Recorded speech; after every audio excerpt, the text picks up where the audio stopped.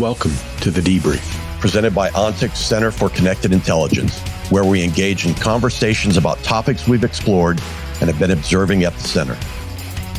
Our goal is to foster a deeper understanding of the dynamic operating landscape and bridge the gap between complex topics and practical insights. Join us as we navigate complexities, distill information, and derive insights through engaging conversations and thoughtful analysis, addressing the industry's evolving challenges. Welcome back to The Debrief. I'm Chuck Randolph. As always, the Fred Burton, and taking her inaugural seat at the proverbial digital desk is Cynthia Marble, the Senior Director for Threat Management Operations at Ontic. She's also a retired special agent with the Secret Service and a nationally recognized leader in threat assessment and management. Cindy, welcome, and thank you for bringing your 26 years in working protection and threat management to The Debrief. I'm very happy to be here. Yeah, that's great. Very happy to be here, Chuck. I consider myself a rose between two thorns with you and Fred. I'm just going to call it out, though. You are a rose between two thorns, but you're missing a book on the shelf. I am. So we're going to get that corrected. Fred? I have not been gifted one, Fred, so, send one my way. All right, I'll take care of that today. Well, as most folks know, I mean, we often we're the interviewees. We're talking to people, getting insights and doing that. And, we collectively like to come on and talk about what are the things we're seeing, what's important to us, what are some of the conversations we want to have. Because as I look across the digital divide, so to speak, I mean, we do have some years between all of us that, we might have a few things to say. So, Fred, good to see you, my friend. It's been a while since we shared the mic. Great to see you, Chuck. And it's such a pleasure to have Cindy joining us. So thanks so much for helping out, Cindy. Code call sign Rose. That means we're like call sign Thorn 1 and Thorn 2, or maybe we're like Thing 1 and Thing 2. I'm not sure. Something along those lines. Look, let's get right into it. We have a couple things I think that we can pull out of. One is, we're on, months away from U.S. elections. Around the world, we're seeing, impending rise in political violence. There's the age-old question, and Fred, we'll kick this over to you immediately to give us some historical context. But, is it more dangerous politically? Is it less dangerous politically? Are we just seeing more? I mean, what's your, give us some perspective on the current state of political violence and some history behind that. Yeah, it's a great question, Chuck. I still remain convinced that if you look at this from a historical perspective, that there was a single 18-month period, but during 1971 and 1972, that the FBI counted over 2,500 bombings on American soil, which were almost 5 a day. And then between 68 and 72, there was 130 domestic hijackings inside the United States.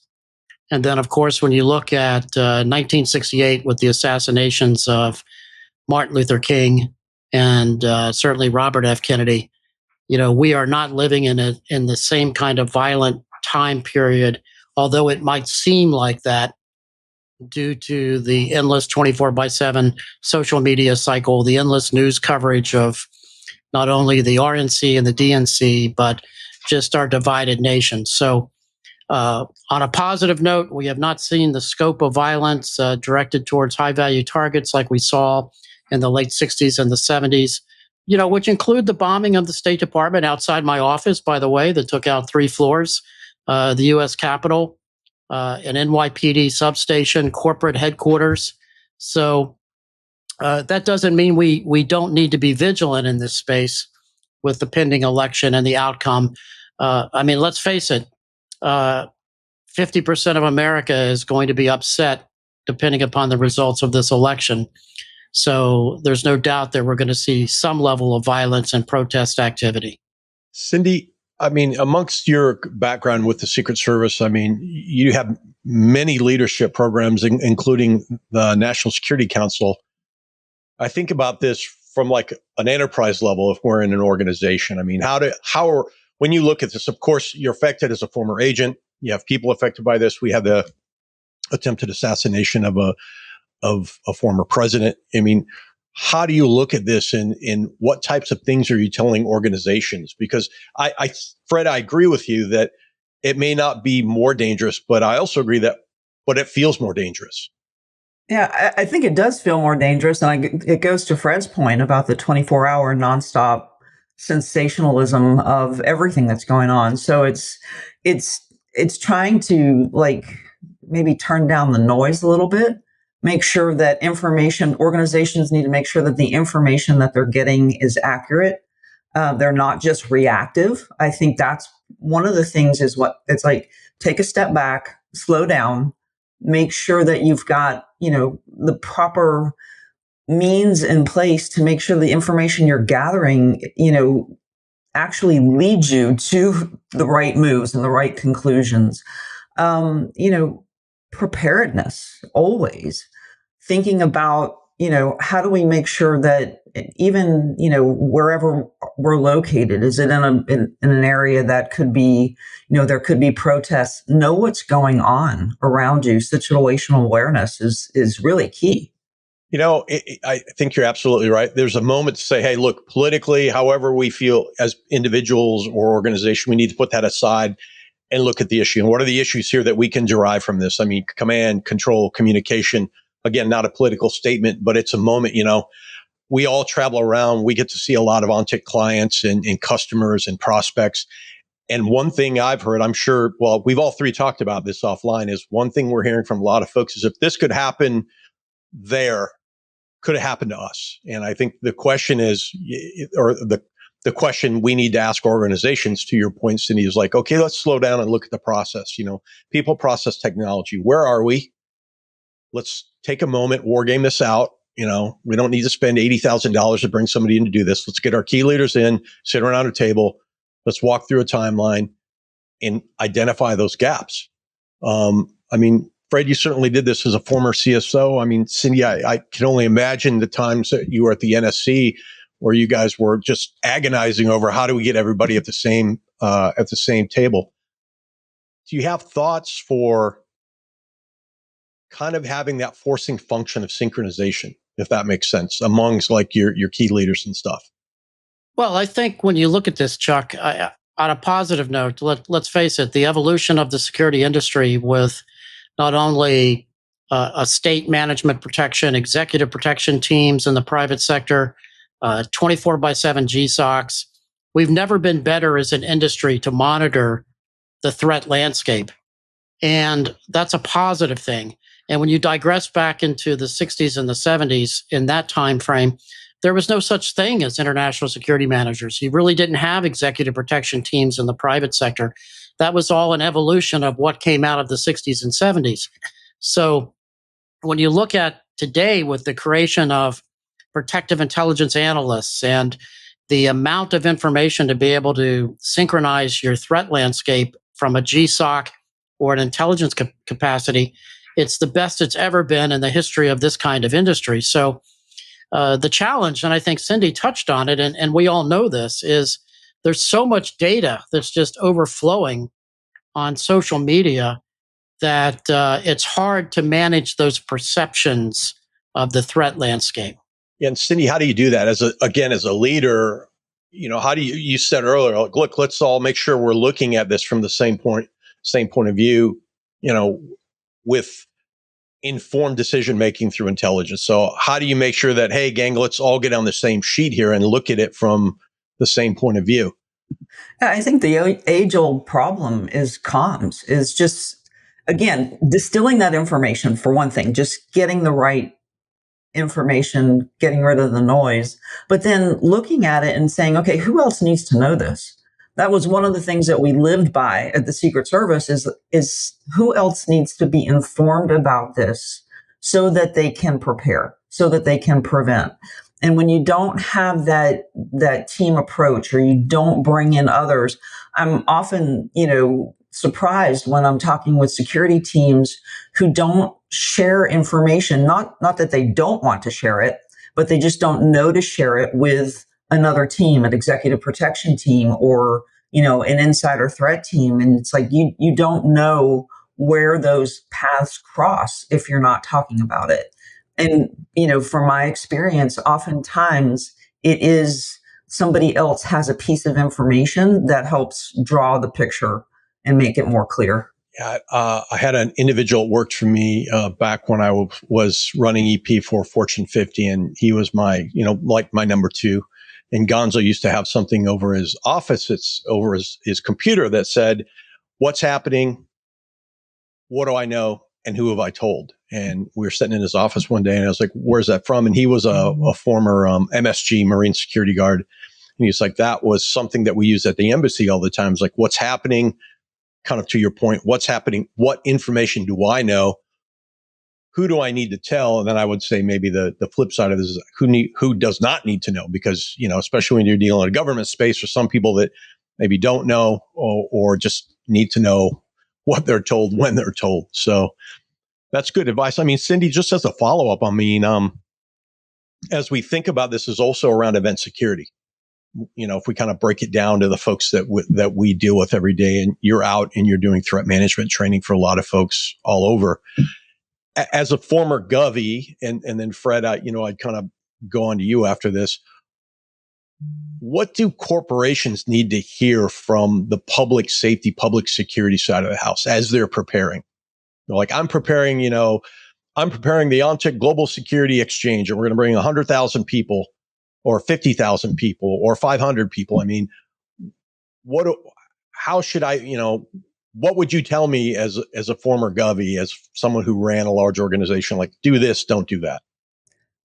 I think what I would want to know if I were going into a situation like that is what else is going on around me. I mean, a lot of times people think about, okay, there's no direction of interest toward the CEO, or why would anybody want to, Wait, I mean, my thing's not the only thing happening. Right. Your thing is not the only thing happening. I want to get in and I want to talk to people and find out, what's going on around, what's the sentiment around the area that I'm in, what's the sentiment around the employees. If I'm going into a hotel, if I'm going into, a large event site, I just want to get a full picture of what the landscape is. And I think sometimes we get very myopic in our view.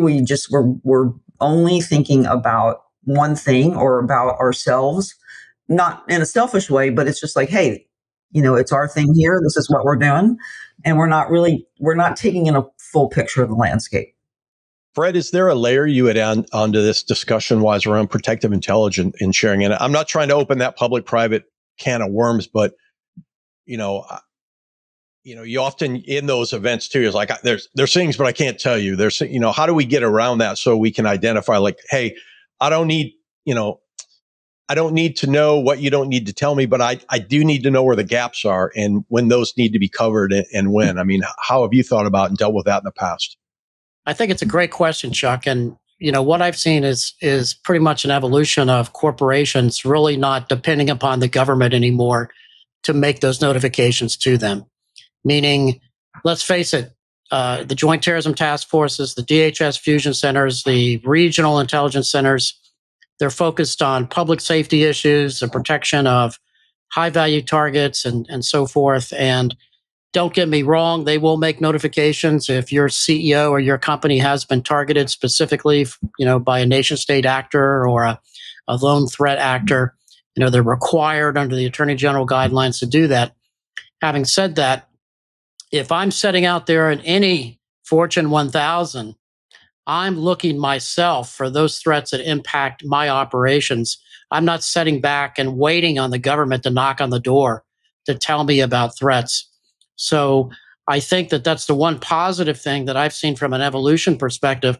I don't know if what that means is a reflection upon the government, but let's face it, there's been a paradigm shift since 9/11 with the government taking care of these national security strategic kind of threats and doing a pretty good job of them, stopping all the hijackings, for example, that it used to take place, pretty much eliminating that kind of a threat, but also recognizing that they've got a tough job, keeping ISIS at bay, the remnants of Al-Qaeda, these endless school shooters, and the cases just go on and on and on. So, companies in many ways, Chuck and Cindy, in my assessment, are on their own.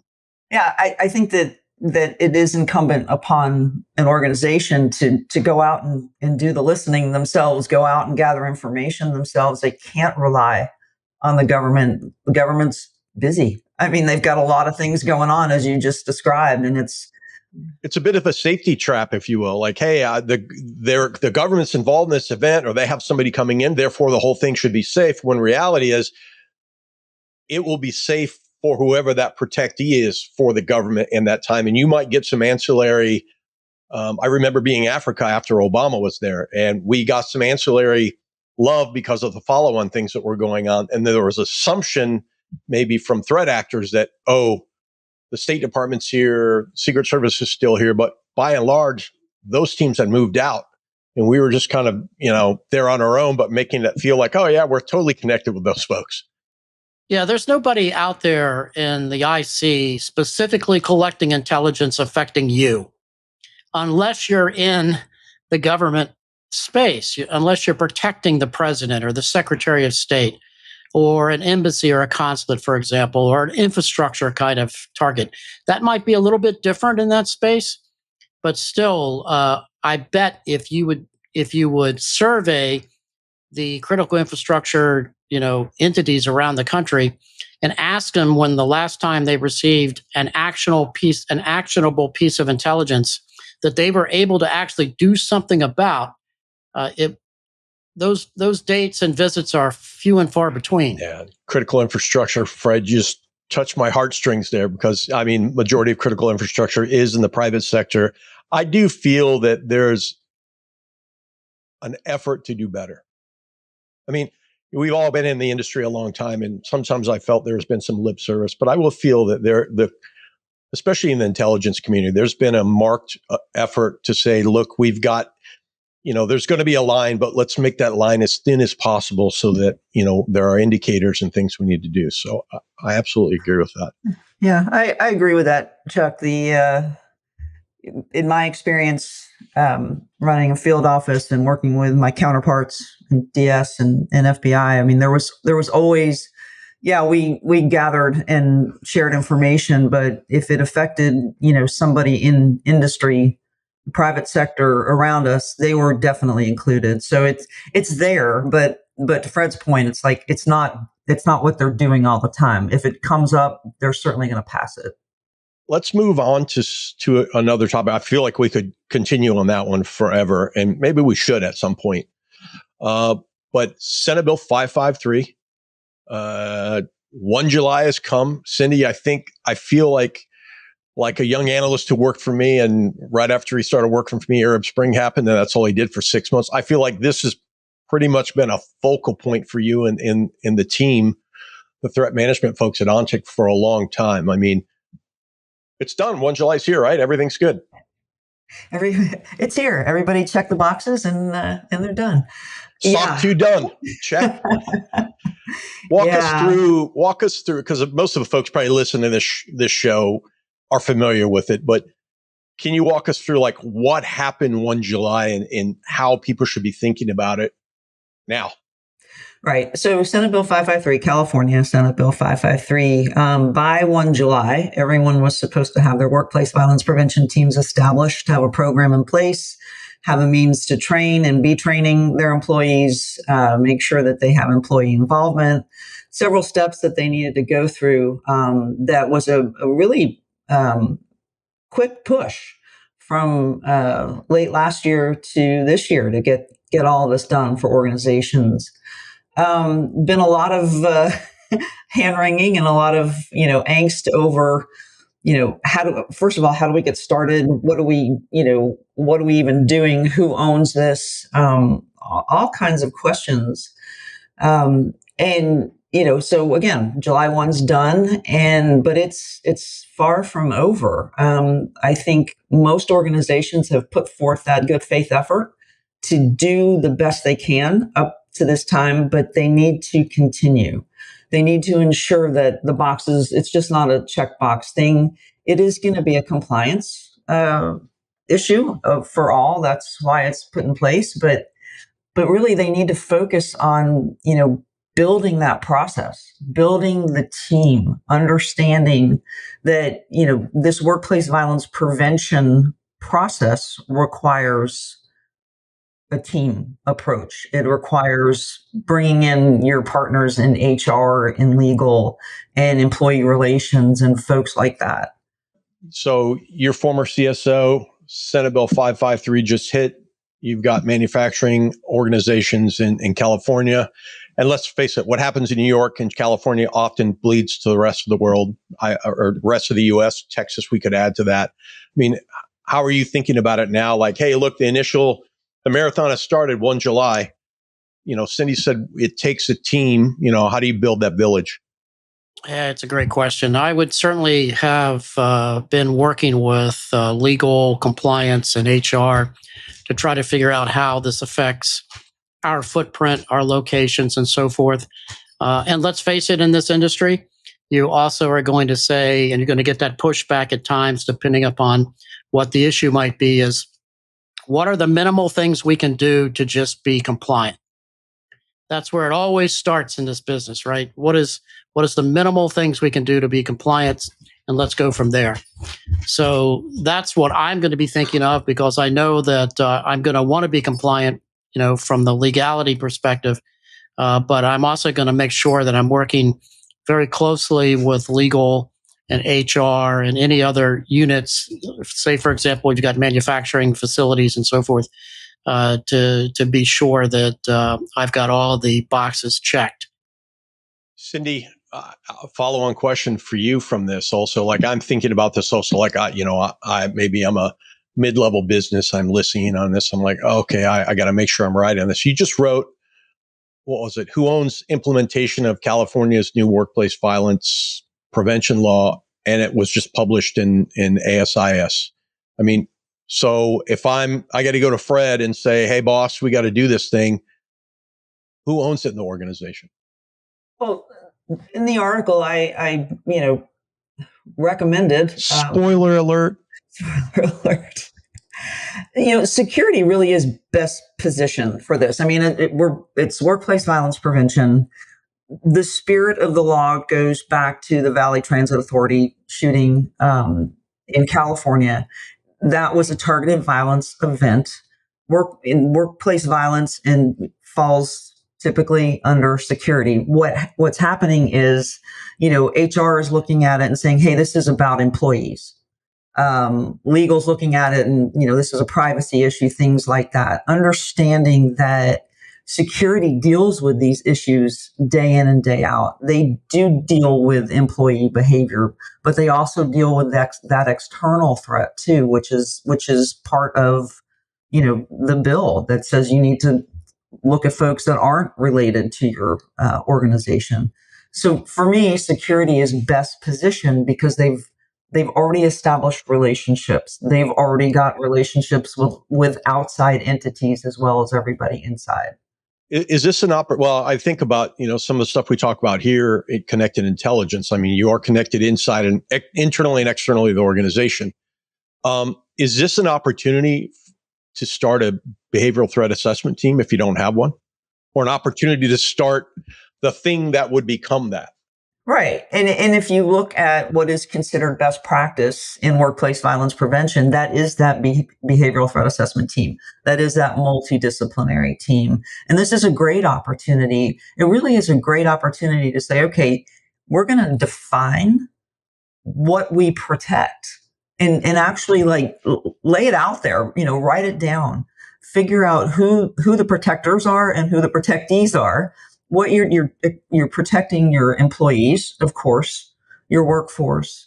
You're protecting your brand, your organization. You're protecting your leadership. Define all that, and then define how you're going to go about doing it. What your prevention steps are. Identifying threats. That's what one of the bill asks you to do is identify threats. Okay, not just reactive, but what can we preempt? What can we assume is out there? And that's really getting to that behavioral threat assessment, understanding behavior piece.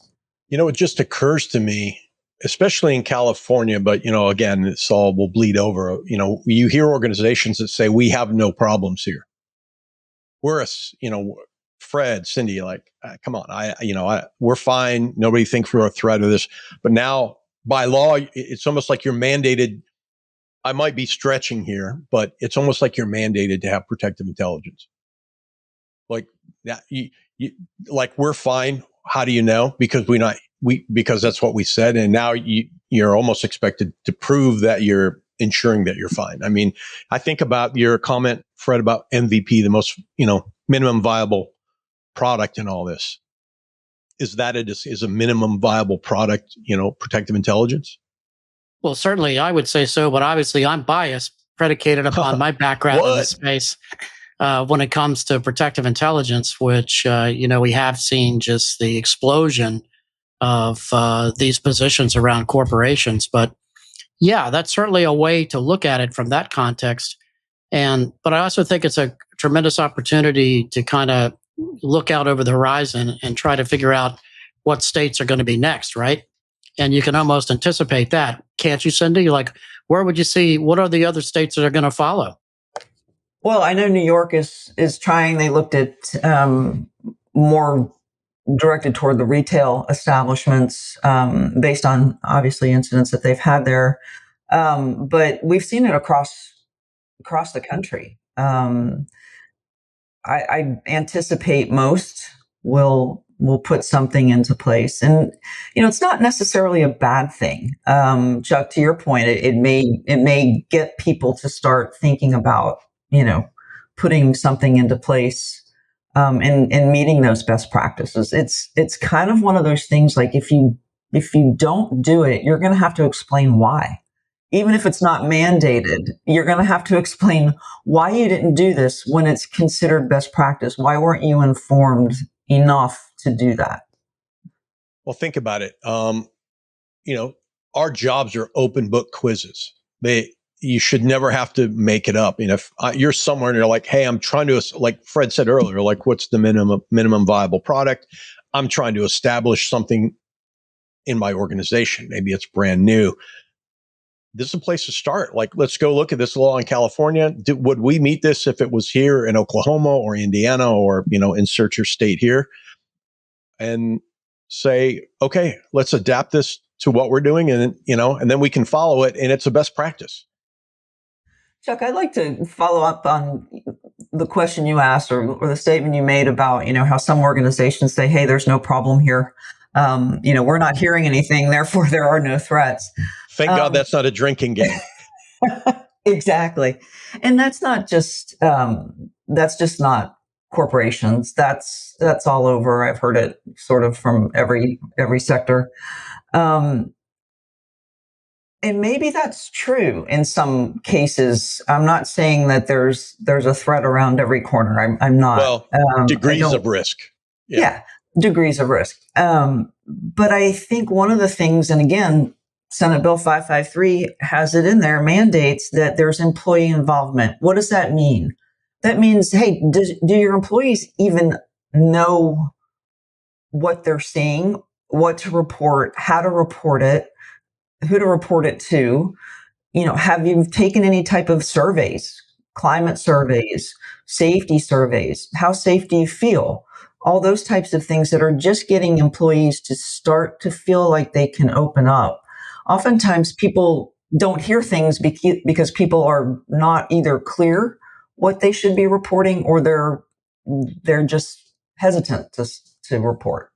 Or management doesn't really want to know, Cindy. Exactly. But we have this weird catch-22 where we don't want to appear to be Big Brother. We don't want to appear to have overbearing security or be known as corporate cops or Minority Report, if you like that book or movie. But now we need to see something, say something. How do you identify insider risk? Well, part of it is like, hey, Chuck's coming in. Like, something's wrong with Chuck. I don't know what it is. I'm concerned about him. But that's, I think, something that we'll continue to battle. And maybe things like 553 just help those conversations happen, GSX, should we shift? GSX is coming up, as is Global Security Exchange. I think all three of us are going. That is, speaking of massive events and such, I mean, we all three kind of want to talk about that for a few minutes. Like, what are we looking forward to doing? Is there anything that we're shiny new stuff we're looking at? But also, it occurs to me we get a lot of new folks that listen on the podcast, a lot of folks that have been there a long time. What's your approach, Cindy? What's your approach when you go to like ATAP or GSX or the IPSB or ARIP or OSEC or I mean, how do you sit down and think like, hey, I'm going to go do this? Or do you just show up and do it live? A little bit of both. You just like get off the plane and go, I'm here. I'm here. I go as a consumer of information. That's really what I do. I don't go there with a specific agenda to get a point across, or it's not a show about me. It's a show about me just taking in as much as I can and listening to new things. Honestly, listening to some pain points and thinking about, hey, how I can help solve problems. There's going to be a ton of people there, Fred. I'm sure, you always get people who are interested in the books and, other things that are going on. I mean, how would you recommend to somebody it's like that would call in and say, Fred, this is my first GSX ever. What should I be thinking about? How should I prepare myself to get the maximum out of this and not just show up and say, well, I spent a lot of time, I'm really tired, and I don't know what happened? Well, I think you have to do your basic advanced work like you would for any kind of security issue. Meaning, I know at the last GSX, Chuck, and the IPSB, we had 2 or 3 young folks come up who had never want to get in the industry, or they're looking to try to network to become executive protection officers or whatever. And they've approached it, I think, very thoughtfully by hunting down folks and talking to them about how do you get into this space? What is it that I really should be learning and doing and so forth, and taking advantage of those opportunities. I think when you look at GSX, and I've watched it grow over the past 25 years to the point that it's become so large that you really got to think about what is it that I really want to see? What are some of the sessions that you want to attend? I know I'm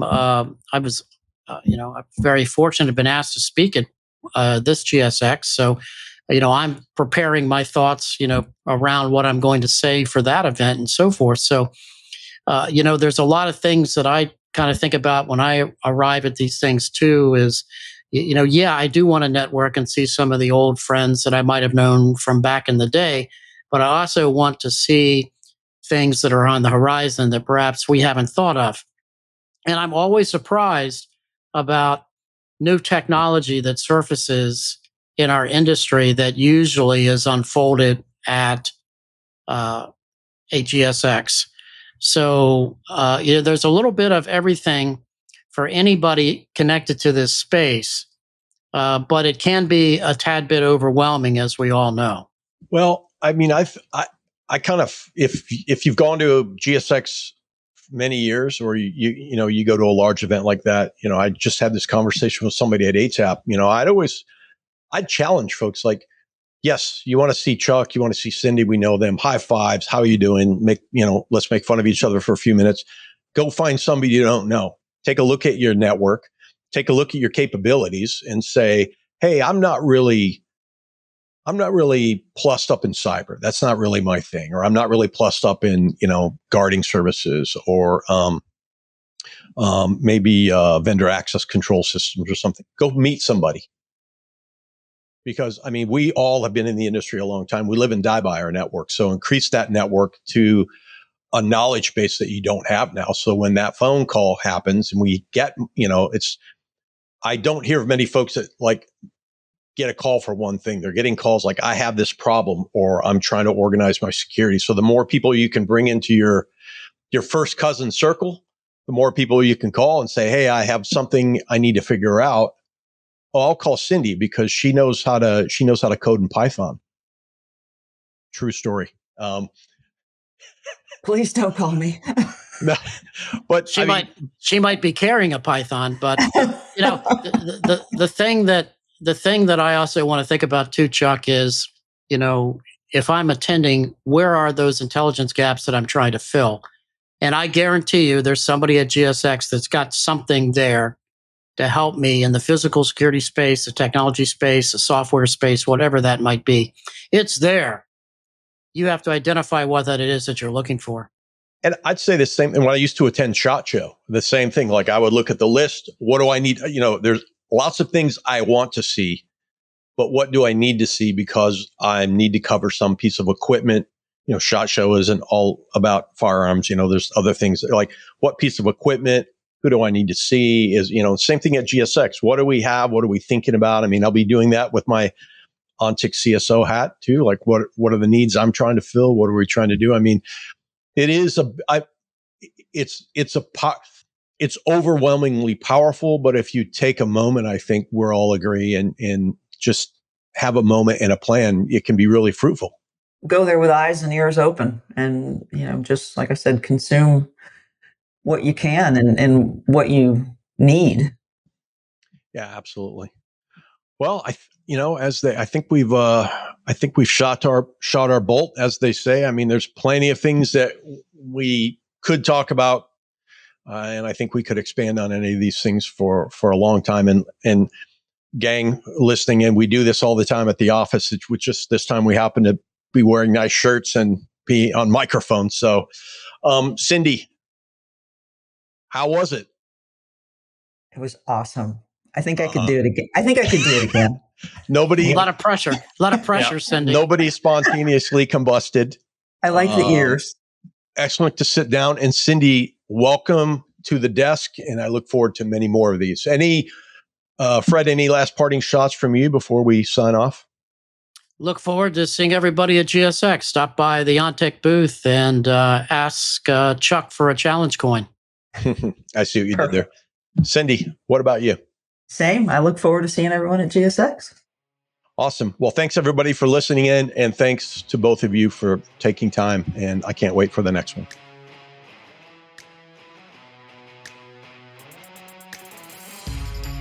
This episode was brought to you by the Ontic Center for Connected Intelligence. Learn more at ontic.co/center. Again, that's ontic.co/center. It was produced by AJ McKeon.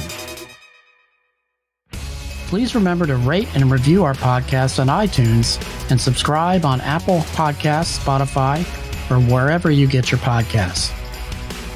If you have questions, we'd love to hear them. You can reach us at podcasts@ontic.co or visit ontic.co/center for more information. Thanks for listening.